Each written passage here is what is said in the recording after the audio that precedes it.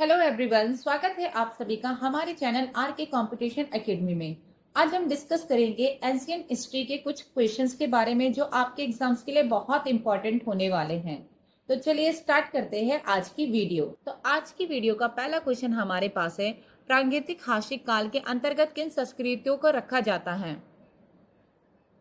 सही उत्तर हमारे पास है ऑप्शन नंबर सी, पाषाण। प्रागैतिहासिक संस्कृतियों को मोटे तौर पर पाषाण युग, पाषाण ताम्र युग और लौह युग में वर्गीकृत किया जा सकता है। पाषाण युग पूरा पाषाण काल 3 लाख ईसा पूर्व से 10,000 ईसा पूर्व, मध्य पाषाण काल 10,000 ईसा पूर्व से 6,000 ईसा पूर्व। अगला क्वेश्चन हमारे पास है, मानव द्वारा उपयोग में लाई गई पहली फसल थी? तो जिसका सही उत्तर हमारे पास है ऑप्शन नंबर सी, गेहूं।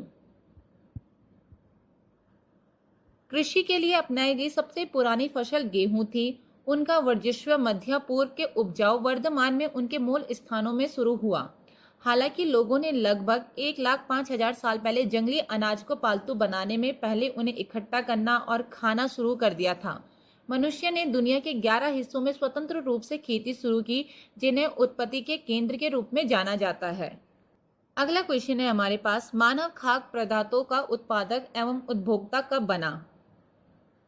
सही उत्तर हमारे पास है ऑप्शन नंबर सी, नवपाषाण काल। यह परिवर्तन नवपाषाण काल में हुआ जो लगभग 10,000 वर्ष से 4,000 वर्ष पूर्व तक चला। इस काल में मानव ने पौधों की खेती और जानवरों को पालतू बनाना शुरू किया, जिससे वे अपनी खाद्य आवश्यकताओं को पूरा करने के लिए उत्पादन करने लगा। अगला प्रश्न है, हड़प्पा के स्थलों में कांस्य नर्तकी की मूर्ति कहां से प्राप्त हुई? सही उत्तर हमारे पास है ऑप्शन नंबर डी, मोहनजोदड़ो। नर्तकी यह एक कांस्य मूर्ति है जो मोहनजोदड़ो से प्राप्त हुई, जो सिंधु घाटी की सभ्यता का एक स्थल है। माना जाता है कि इसे 2400 ईसा पूर्व के आसपास बनाया गया होगा। अगला प्रश्न है, भारत में मूर्ति पूजा का आरंभ माना जाता है? सही उत्तर हमारे पास है ऑप्शन नंबर बी, वैदिक सभ्यता। भारत में वैसे तो मूर्ति पूजा का प्रचलन पूर्व आर्य काल, वैदिक काल से ही रहा है। भगवान कृष्ण के काल में नाग, यक्ष, इंद्र आदि की पूजा की जाती थी। वैदिक काल के पतन और अनिश्वरवादी धर्म के उत्थान के बाद मूर्ति पूजा का प्रचलन बढ़ गया। वैदिक काल में ना तो मंदिर थे और ना ही मूर्ति, क्योंकि इसका इतिहास में कोई साक्ष्य नहीं मिलता। अगला प्रश्न है, ऋग्वेदिक आर्य किसकी पूजा करते थे? जिसका सही उत्तर हमारे पास है ऑप्शन नंबर ए, प्रकृति की।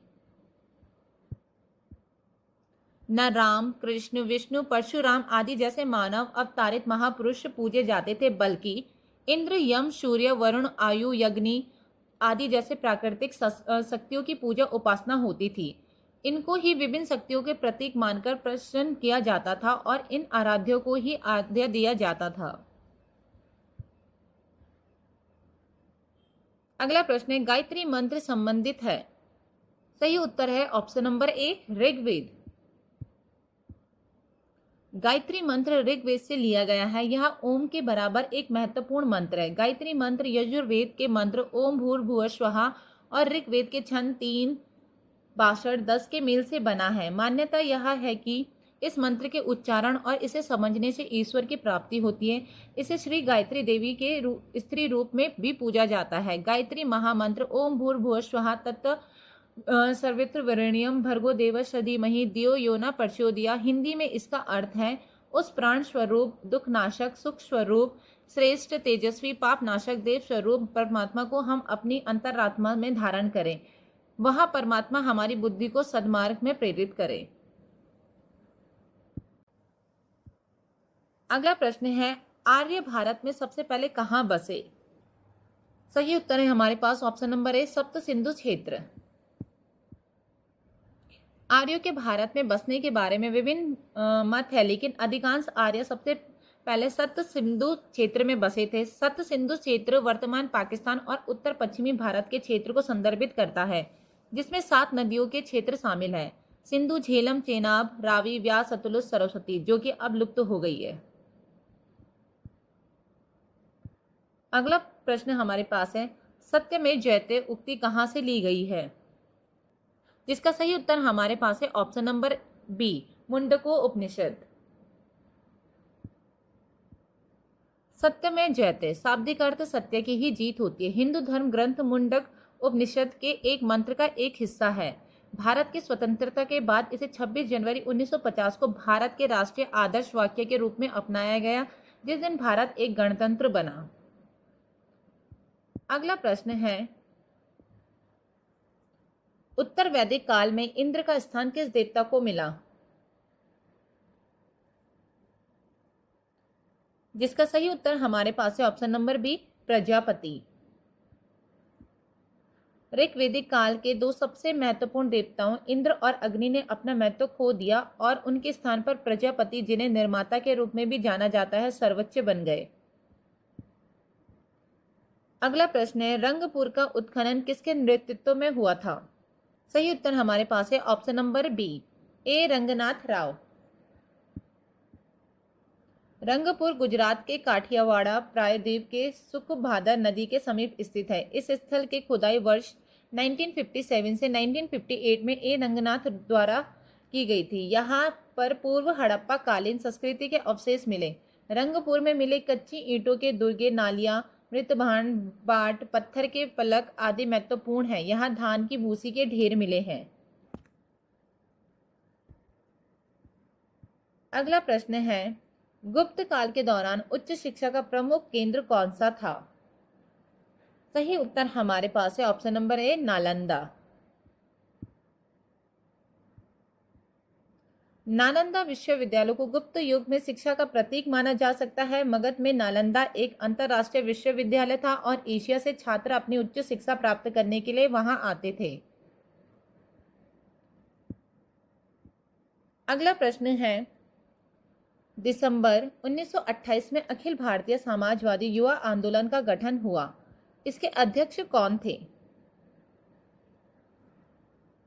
तो सही उत्तर हमारे पास है option number D, Ram Manohar Lohia. Ram Manohar Lohia एक प्रमुख समाजवादी नेता थे जिन्होंने भारतीय राजनीति में महत्वपूर्ण योगदान दिया। उन्होंने समाजवादी विचारधारा को बढ़ावा देने और सामाजिक न्याय के लिए काम करने में महत्वपूर्ण भूमिका निभाई। अगला प्रश्न है, किस तारीख को गांधी जी ने दांडी यात्रा शुरू की थी? तो सही उत्तर हमारे पास है ऑप्शन नंबर सी, 12 मार्च 1930 में। लॉर्ड इरविन को पत्र लिखने के पीछे गांधी जी का उद्देश्य चेतावनी के बजाय सूचना देना था, क्योंकि गरीबों की दृष्टि से इस कानून को सबसे अधिक अन्यायपूर्ण मानते थे। तय कार्यक्रम के अनुसार दिनांक 12 मार्च को साबरमती आश्रम से दांडी मार्च प्रारंभ हुआ। अगला प्रश्न है, मापिल्ला विद्रोह कब हुआ था? तो सही उत्तर हमारे पास है ऑप्शन नंबर बी, 1921 में। मोपला विद्रोह एक ऐतिहासिक घटना है जो एक सदी पहले घटित हुई थी। भारत मोपला विद्रोह 1921 से 22 के शताब्दी वर्ष मना रहा है। मोपला विद्रोह का नेतृत्व वरियाम कुमनाथ कुम्हावेद मेद हाजी ने किया था, जो 1921 के मालाबार विद्रोह के मुख्य नायक थे। अगला प्रश्न है, ऋग्वेद में किस नदी का उल्लेख सबसे अधिक बार हुआ है? तो सही उत्तर हमारे पास है ऑप्शन नंबर ए, सिंधु। दिए गए विकल्पों में से सिंधु सबसे अधिक उल्लेखित नदी है। ऋग्वेद में सबसे प्रमुख नदी सरस्वती है। ऋग्वेद में सरस्वती नदी पूर्व में यमुना और पश्चिम में सतलुज नदी के बीच बताई गई है। अगला प्रश्न है, 1927 में भारतीय रियासतों और अंग्रेजी सरकार के संबंधों के पूर्ण परीक्षण तथा परिभाषित किए जाने के लिए किस समिति का गठन हुआ था? तो जिसका सही उत्तर हमारे पास है ऑप्शन नंबर सी, बटलर समिति। सर हरकोट बटलर के अध्यक्षता में हरकोट बटलर समिति की नियुक्ति 1927 में भारत में ब्रिटिश राज के सर्वोच्च शक्ति और रियासतों के शासकों के बीच संबंधों की जांच और स्पष्टीकरण के लिए की गई थी। इसके दो अन्य सदस्य विलियम सियरल होल्डसवर्थ और सिडनी पील थे। समिति ने 16 राज्यों का दौरा किया और 1929 में अपनी रिपोर्ट प्रस्तुत की। अगला प्रश्न हमारे पास है, हिंदुस्तान सोशलिस्ट रिपब्लिकन एसोसिएशन का गठन किसने किया था? सही उत्तर हमारे पास है option number B, Bhagat Singh. Hindustan Socialist Republican Association एक क्रांतिकारी संगठन था। पहले इसे हिंदुस्तान रिपब्लिकन आर्मी के रूप में जाना जाता था। इसकी स्थापना राम प्रसाद बिस्मिलन, सचिंद्र नाथ बख्शी, सचिंद्र नाथ सन्याल और जोगेंद्र चंद्र चटर्जी ने की थी।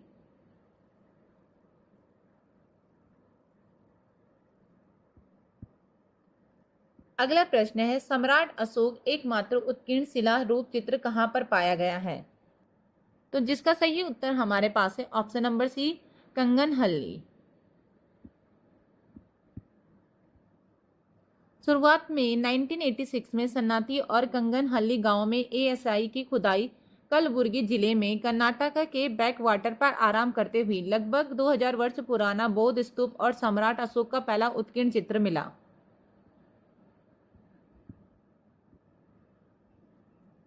अगला प्रश्न, मौर्य काल के भारत में कौन सी गुफाओं का सबसे पुरानी जीवित रॉक कट गुफाएं माना जाता है? तो जिसका सही उत्तर हमारे पास है ऑप्शन नंबर ए, बराबर और नागार्जुनी गुफाएं। बराबर और नागार्जुनी गुफाएं बिहार के जहानाबाद जिले में स्थित है, जिनका निर्माण सम्राट अशोक की अजीविक तपस्या के लाभ के लिए किया गया था। इन्हें एक ही ठोस ग्रेनाइट ब्लॉक से काटा गया था। ये थे आज के कुछ इंपॉर्टेंट क्वेश्चंस जो आपके एग्जाम्स के लिए हेल्पफुल होने वाले हैं। अगर आपको वीडियो पसंद आई हो तो वीडियो को लाइक और चैनल को सब्सक्राइब करना ना भूलें।